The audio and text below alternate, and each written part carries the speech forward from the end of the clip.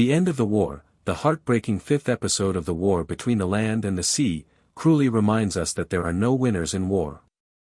The impact of humanity's deadly acts against Homo aqua and the tragic conclusion of Salt, Gugumbatha Raw, and Barclay, Russell Tovey, are depicted in the final episode of Russell T. Davies's climate-focused series. Additionally, that post-credits scene featuring Gemma Redgrave's Kate Lethbridge-Stewart in distress following the battle and the death of Christopher, Alexander Devrient, has been aired after much tease by the showrunner. Here's what happened in the war between the land and the sea's last episode. An explanation of the conclusion of the war between the land and the sea. Severance. What is it? Severance turns out to be a scheme to use biological warfare to kill 90% of Homo aqua's population, so, winning the struggle for humanity through genocide. General Oscar Gunsberg, Stuart Alexander, General Dominique Dusselier, Barbara Probst, Prime Minister Harry Shaw, Vincent Franklin, and the spy officer outside Barclay's door were all implicated in the conspiracy. According to the police, Barclay leaves his residence each night in search of Salt, but she is unable to locate him. Dusselier believes that's because her government put bafflers in the water to interfere with the Homo aqua's communications, so she wants them to be stopped so Salt can hear and reach Barclay the following evening.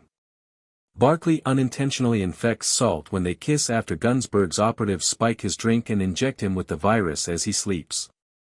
After bringing the virus back to her people, Salt tells Barclay, the virus brought fire to the world of water, after realizing what has transpired too late. We also burned. What became of Homo aqua?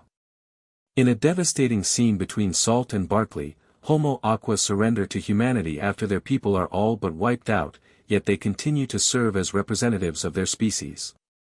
We witness flash-forwards of Gunsberg, Dusselier, and Shaw's impending deaths as Salt retaliates by telling the humans in the room that she knows who planned the genocide and that the water would eventually come for them.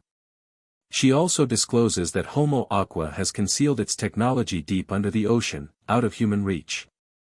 Barclay promises to preserve Homo aqua and provides them a haven in the Mariana Trench on behalf of humanity.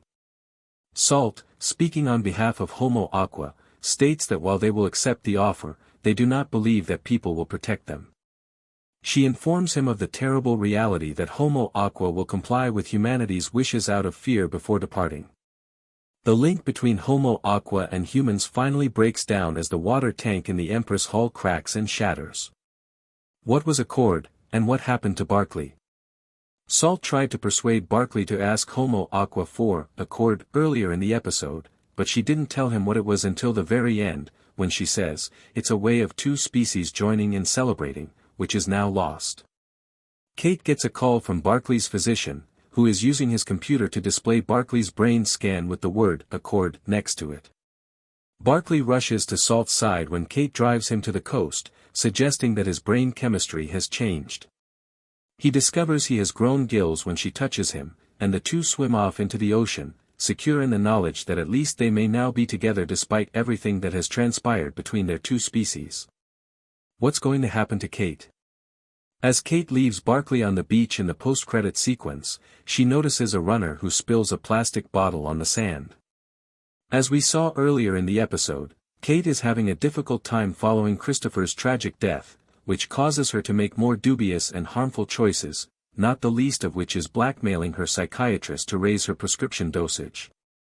It's obvious that Kate needs time to heal, but it's unclear if she will let anyone push this on her. Maybe she needs someone like the doctor who has more authority than she has.